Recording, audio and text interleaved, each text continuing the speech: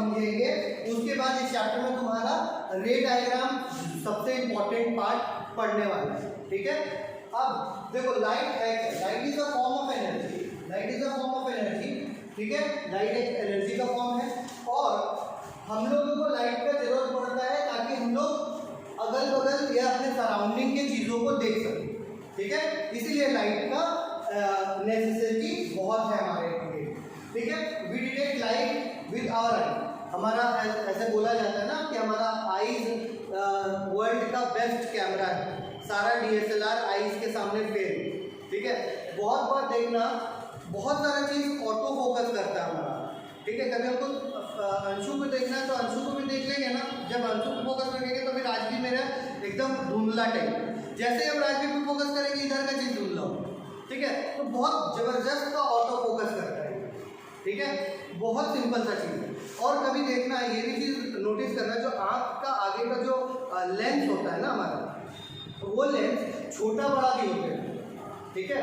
कभी जब लाइट अंधेरे रूम में होगे ना, अंधेरा कमरा में होगे तुम लोग, तो लाइट को देखना कि आंखों को बहुत ज़्यादा लाइट का रिक्वायरमेंट होता है, तो वो पुतली जो हम लोग आँख का पुतली बोलते हैं वो बड़ा हो जाता है, ठीक है। और जैसे ही जब हम लोग बहुत ज़्यादा लाइट वाले एरिया में आ जाते हैं, ठीक है, तो वो आँख का जो लेंस है वो थोड़ा छोटा हो जाता है।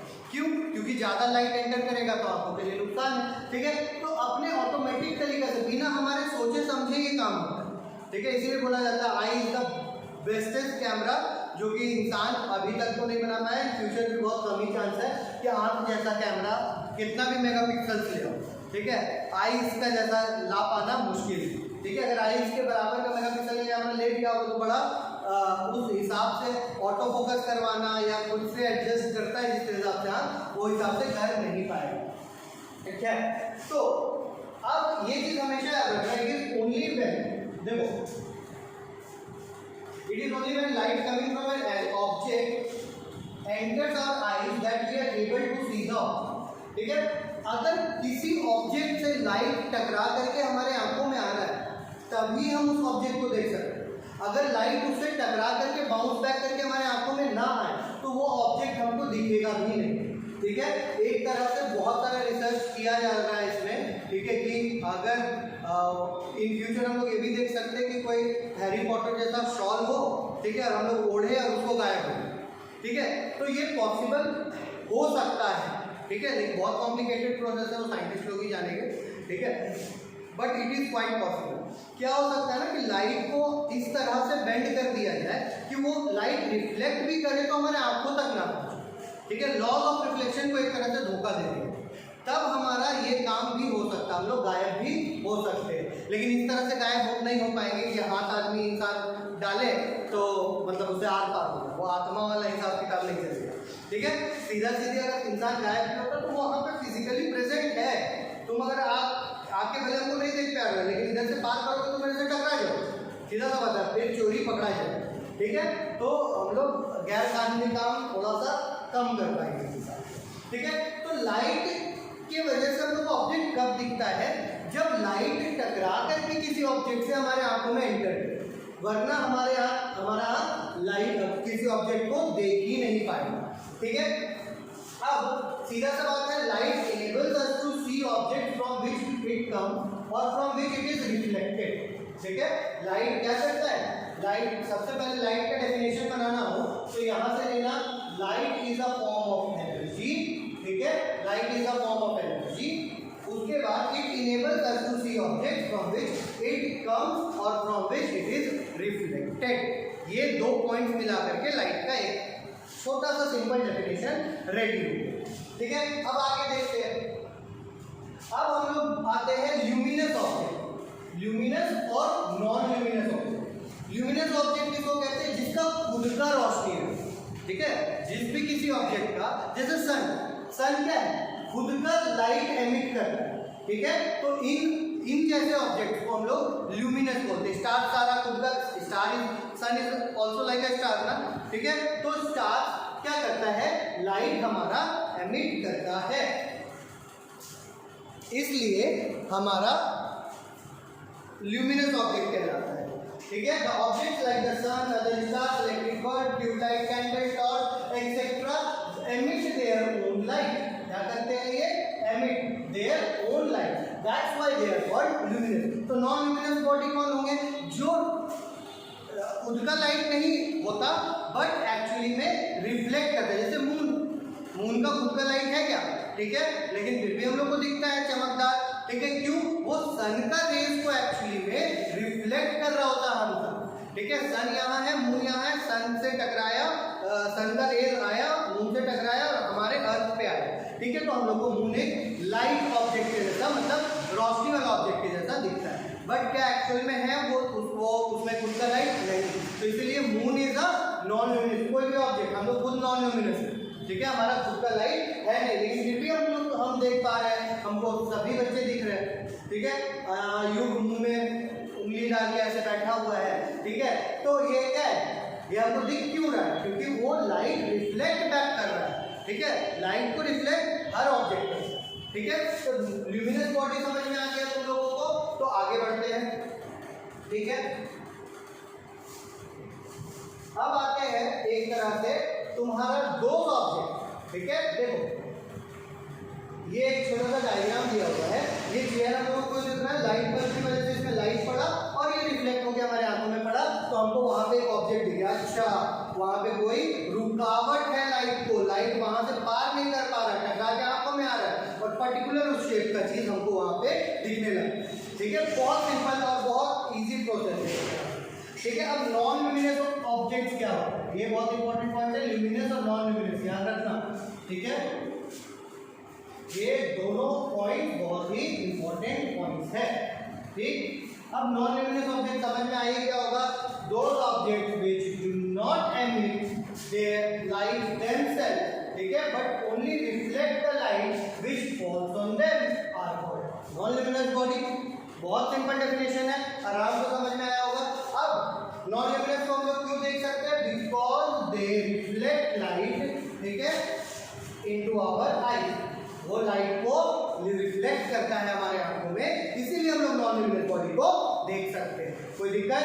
यहाँ तक बहुत सिंपल सा चीज है। अब ये हमेशा याद रखना कि लाइट हमेशा स्ट्रेट लाइन में ट्रेवल करता है, लाइट कभी भी आएगा, ठीक है, लाइट कभी भी आएगा तो it always travels in a straight line, ठीक है। बहुत सिंपल सा चीज है जो कि समझना आसान है आप लोगों के लिए। Light always travels in a straight line, ठीक है, कभी भी वो टेढ़ा मेढ़ा नहीं भागता, वो हमेशा स्ट्रेट जाता है, ठीक है। इसमें आगे हम लोग कॉन्सेप्ट पढ़ेंगे जो तुमको थोड़ा सा हो सकता है दिक्कत लगे, पर बहुत सिंपल है। अब नेचर ऑफ लाइट, आगे नेचर, लाइट का नेचर कैसे है, लाइट किस फॉर्म में आता है? देखो लाइट कंसिस्ट, देखो एक थ्योरी है वेव थ्योरी। कौन सा थ्योरी बाबू? वेव थ्योरी, ठीक है।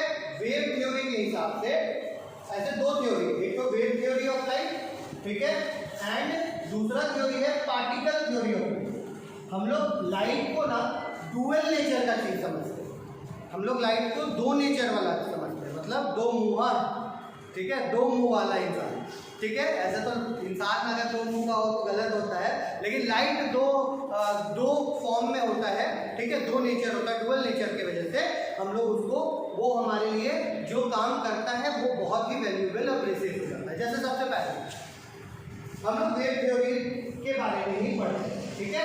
सबसे पहले वेव थ्योरी क्या है? लाइट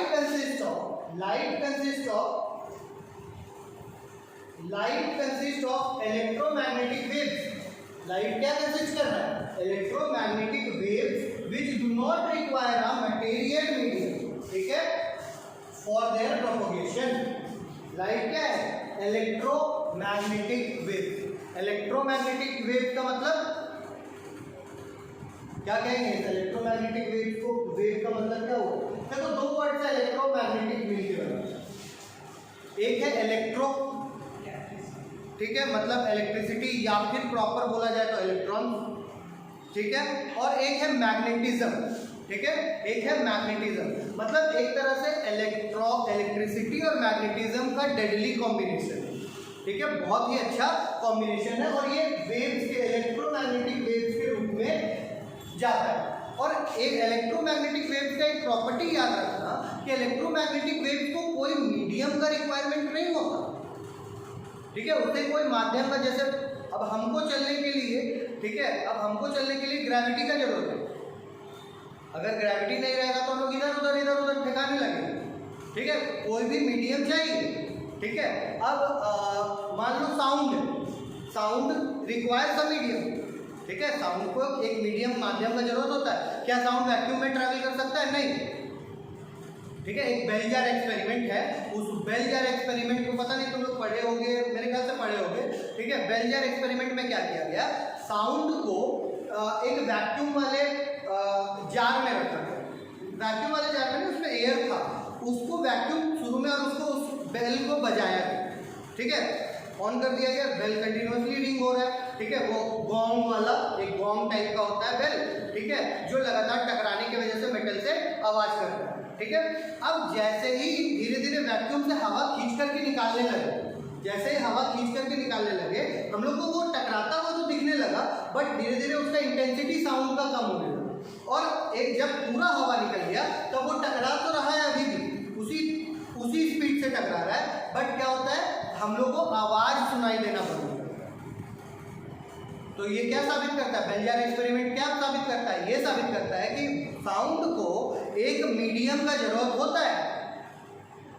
उसको हवा या तो पानी चाहिए, ठीक है, एयर, वाटर, सॉलिड कुछ भी चाहिए, तभी साउंड प्रोपेगेट करेगा। लेकिन क्योंकि लाइट एक इलेक्ट्रोमैग्नेटिक वेव है, it doesn't require any medium, it do not require a material, ठीक है, medium like solid, liquid, gas for their propagation. एक बहुत इंपॉर्टेंट पॉइंट है, इसको अपने नोट्स में जरूर से लिखना। ठीक है, wave theory of light. What is wave theory? Light is the form of electromagnetic wave. Light is in the form of light consists of electromagnetic wave which do not require any material medium to propagate. किस तरह का material medium? कोई भी solid, liquid या gas का कोई भी medium का रिक्वायरमेंट नहीं होगा। लाइट आराम से ट्रैवल कर सकता है। ठीक है, इसीलिए ना सन का लाइट, बीच में तो पूरा वैक्यूम है, स्पेस इज ऑल वैक्यूम, पूरा स्पेस में ही कहीं पे एटमॉस्फेयर या कोई तरह का मीडियम नहीं, लेकिन फिर भी वो सन का लाइट हमारे आंखों तक पहुंच रहा है। क्यों पहुंच रहा है? Because it doesn't require any. Simple है, वेव थ्योरी समझ में आ गया। अब आगे बढ़ेंगे। अब the wavelength of visible light wave is very small.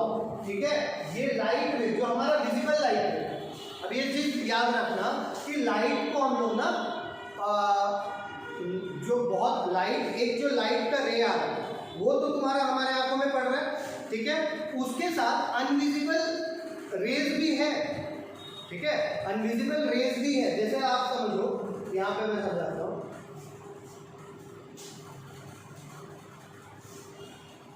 ये है मेरा विजिबल लाइट, विजिबल लाइट। और विजिबल लाइट को हम लोग 7 कंपोनेंट में बांट सकते हैं ना। कौन सा 7 कंपोनेंट है? विब्रियो,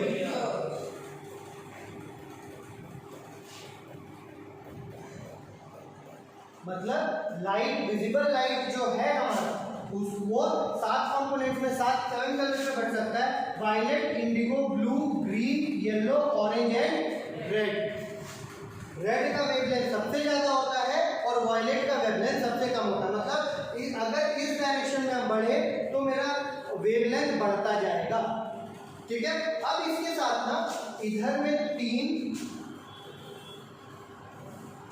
और इधर में भी 3,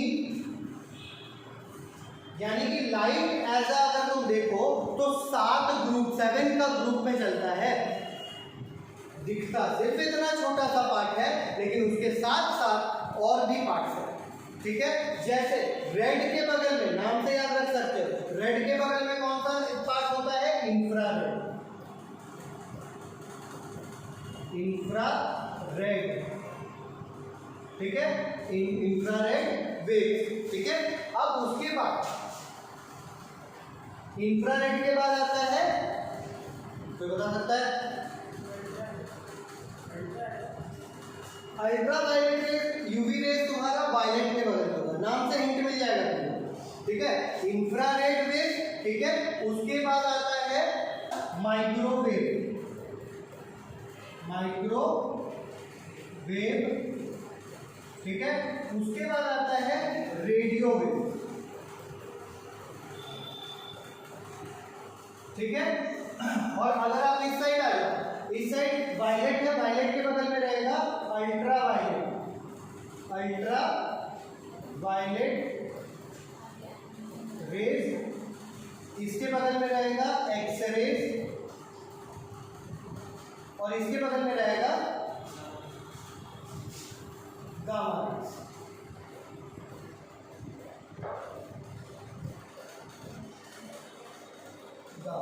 ठीक है, याद रहेगा आप लोगों को ultraviolet rays, X rays and gamma raise.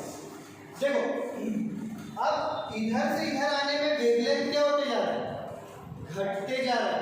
तो सबसे कम लीस्ट वेवलेंथ इसका रहेगा, लीस्ट। अच्छा वेवलेंथ होता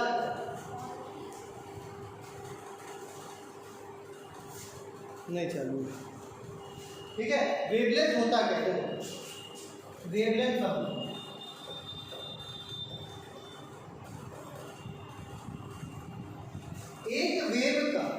एक वेव जो लेंथ कवर करेगा उसको हम लोग वेवलेंथ बोलते हैं, ठीक है। जितना एक वेव, जैसे मान लो कोई चीज वेव के फॉर्म में चल रहा है, ठीक है।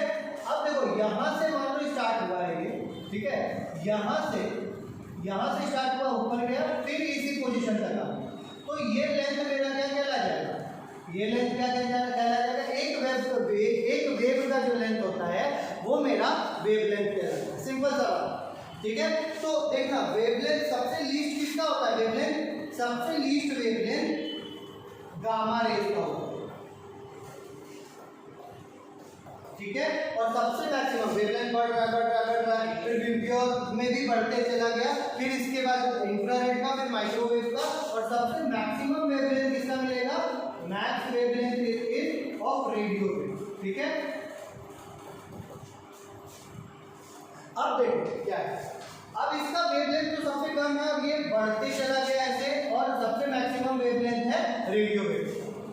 अब याद रखना कि मेरा सबसे फ्रीक्वेंसी भी एक चीज होता है, फ्रीक्वेंसी क्या होता है, पर सेकंड में वेव कितना दूरी कवर करेगा, है ना। पर सेकंड में वेव कितना वेव्स बनेगा, सॉरी नंबर ऑफ वेव्स पर सेकंड। हाँ हम लोग पेंडुलम में पढ़े हैं, नंबर ऑफ ऑस्किलेशन पर second is called frequency of the pendulum. उसी तरह वेव में नंबर ऑफ वेव्स पर second is called frequency of the wave, ठीक है। तो सबसे मैक्सिमम फ्रीक्वेंसी होता है gamma rays, maximum frequency, yes sir, ठीक है। सबसे लीस्ट फ्रीक्वेंसी किसका हो जाएगा बाबू, लीस्ट फ्रीक्वेंसी। तो फ्रीक्वेंसी इधर से इधर डिक्रीज करता है, ठीक है। ये आप समझ लो, अगर ऐसे गए तो ये वेवलेंथ इंक्रीज करते जाएगा, अगर फ्रीक्वेंसी ऐसे गए तो फ्रीक्वेंसी डिक्रीज करते जाएगा, और उधर से उल्टा है तो फ्रीक्वेंसी इंक्रीज करते जा रहा है और वेवलेंथ डिक्रीज करते जा रहा है, ठीक है। डायरेक्शन मैटर, ठीक है। अब किसी भी पॉइंट ऑफ टाइम में वेलोसिटी क्या होगा, velocity is equals to wavelength into frequency, ठीक है। किसी भी देखो लाइट के साथ ही ना सभी जा रहा है, लाइट के साथ ही ना सभी, इधर वाला 3 इनविजिबल रेज और इधर वाला 3 इनविजिबल रेज लाइट के साथ ही आ रहा है। तो लाइट कितना स्पीड के बराबर है, यानी कि सबका स्पीड तो बराबर है, वेलोसिटी तो सबका सेम है, ठीक है। वेलोसिटी सबका सेम है, इसीलिए वेलोसिटी का फॉर्मूला हो जाता है वेवलेंथ एक तरह से डिस्टेंस है, ठीक है, डिस्टेंस, और बाय टाइम जो करते हैं वेलोसिटी निकालने का क्या फॉर्मूला होता है, डिस्टेंस बाय टाइम। अब फ्रीक्वेंसी क्या है, टाइम का रेसिप्रोकल, फ्रीक्वेंसी क्या है, टाइम का रेसिप्रोकल है। आप इस तरह से देख लो, फ्रीक्वेंसी इज इक्वल्स टू 1/टाइम पीरियड। हम लोग पेंडुलम में पढ़े, अगर याद हो तो फ्रीक्वेंसी क्या है, टाइम पीरियड का रेसिप्रोकल है। तो ये जो टाइम यहाँ पे है ये करके यहाँ फ्रीक्वेंसी का रूप ले लेगा, रेसिप्रोकल है ना एक दूसरे का। तो वेलोसिटी निकालने के लिए हम लोग क्या करते हैं, वेवलेंथ इनटू फ्रीक्वेंसी। वेवलेंथ को हम लोग डिनोट करते हैं, वेवलेंथ को हम लोग डिनोट करते हैं लैम्डा साइन से, ठीक है, लैम्डा साइन से, और फ्रीक्वेंसी को हम लोग डिनोट करते हैं एफ साइन से। और अगर स्पीड ऑफ लाइट का बात करें तो velocity of light is indicated by c, तो c is equal to lambda into f।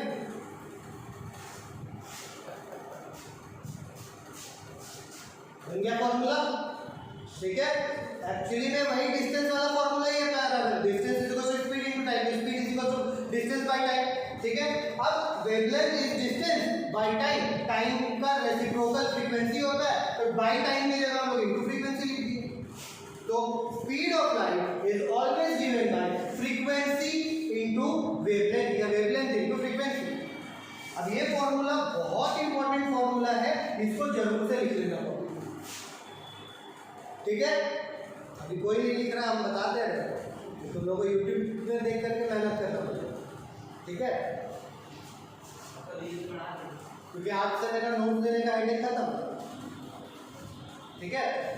अब ये तुम लोगों को मेहनत करना है, तो ये तुम लोगों को समझ में आ गया बहुत अच्छे से।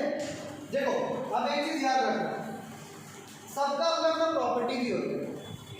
रेडियो वेव इतना अच्छा मैक्सिमम वेवलेंथ होने के वजह से हम लोग जितना भी सिग्नल्स होता है ना, इसी रेडियो वेव में भेजते हैं।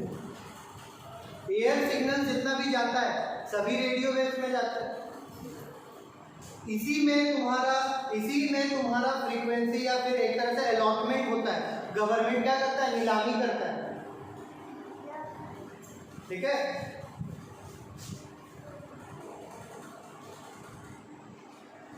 लाइट फ्लैश ऑन करके कैमरा फोटो नहीं खींच सकते, खासकर लाइट वाली चीज।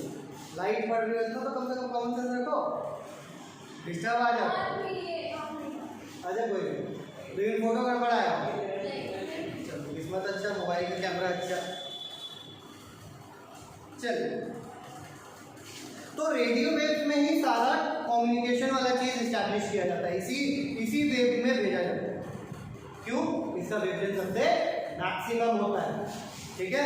उसके बाद ये माइक्रोवेव से हम लोग खाना वाना बता सकते हैं। माइक्रोवेव वही वेव निकलता है, माइक्रोवेव जो हमारा खाना पकाने वाला ये होता है, यही वेव निकलता है। बहुत सारा प्रॉपर्टी डिटेल में पढ़ना पड़ेगा, अभी तो हम बस बेसिक पार्ट बता रहे हैं और छोटा छोटा प्रॉपर्टी बताते हैं। इंफ्रारेड लाइट सबको पता है, हम लोग लेजर लाइट लेके मारते हैं किसी काम में, वाइट रेड कलर का। बचपन में तो हम तो जब बहुत किए, और कौन किया भगवान ने। हाँ मतलब किसी को परेशान करने के लिए उसके अगल बगल में लेजर लाइट खरीद लिए दुर्गा पूजा में, मेला में, और बस परेशान करना है दूसरा को, ठीक है। और कभी कभी कोई जानवर के सामने कर दिया, लोग उसके पीछे अगर उसको देख लिया ना तो उसके पीछे पीछे भागने लगे। अब तुम लोग को उम्र हो गया, तुम लोग मत कर लो, ठीक है। अब आते हैं विजिबल लाइट, तुम लोग को दिखता है अच्छे से, अल्ट्रावायलेट, यूवी रे, ठीक है, यूवी रे, अल्ट्रावायलेट रे सबको पता है, हार्मफुल रेडिएशन जो हमारे सॉफ्ट स्किन को बर्न कर सकता है। हम लोग धूप में इसीलिए मस्त सनस्क्रीन लगा करके निकलते हैं। भाई हमको गोवा गए थे तो भाई सनस्क्रीन लगा के अगर मतलब हम लोग मारपीट करते थे दोस्त लोग कि अच्छा वाला सनस्क्रीन हम लगाएंगे, ठीक है, सीधा सा बात है, क्योंकि धूप से बचना भी था, गोवा घूमना था, काला नहीं होना था, ठीक है। तो टाइम बहुत जबरदस्त होता है गोवा का गर्मी में। उसके बाद एक्सरे। अब ये लोग का क्या है ना, वेवलेंथ बहुत कम है, फ्रीक्वेंसी बहुत ज़्यादा है।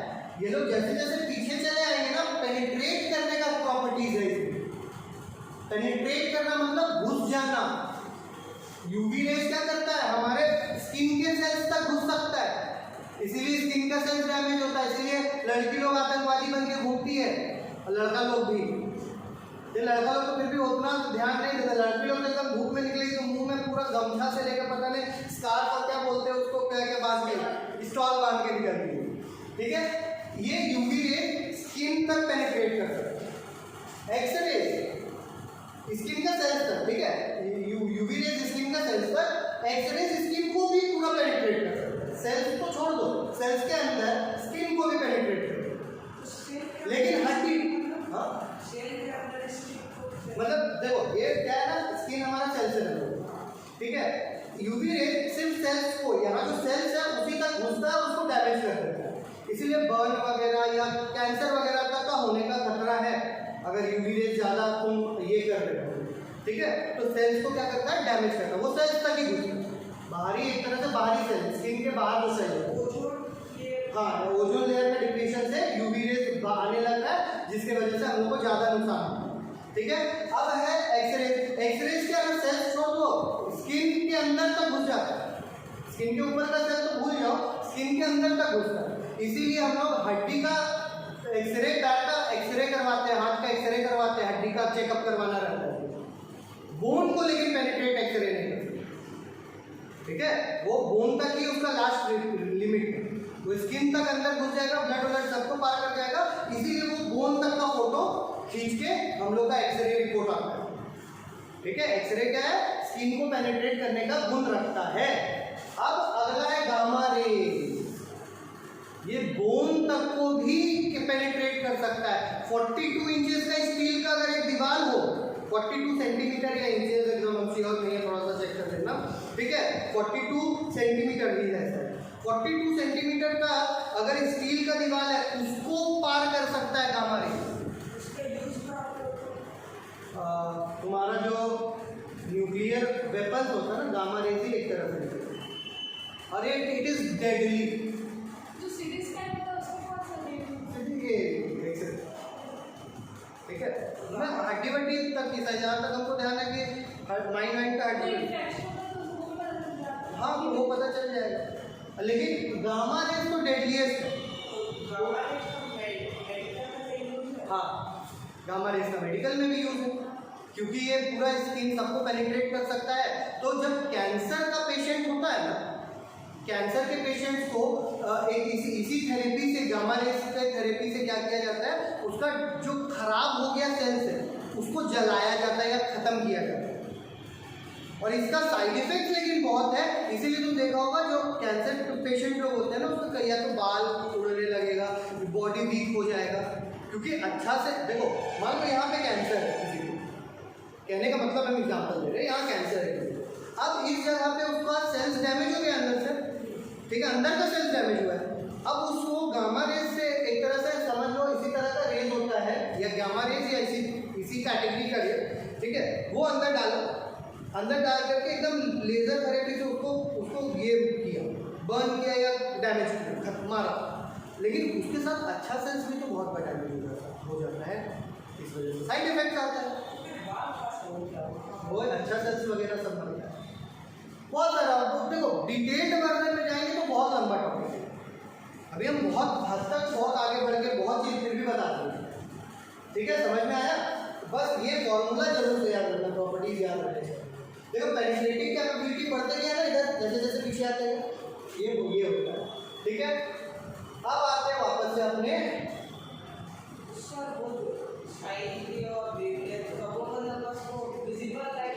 अभी हम समझा दें ना तुम लोगों को विजिबल लाइट क्या होता है, तो अब तुम लोगों को समझ में आएगा। देखो जो तुम्हारा वेवलेंथ है, देखो the wavelength of visible light wave is very small, being 4 × 10⁻⁷ into 8 × 10⁻⁷, ठीक है, 4 × 10⁻⁷ से लेकर के 8 × 10⁻⁷ तक का वेवलेंथ है।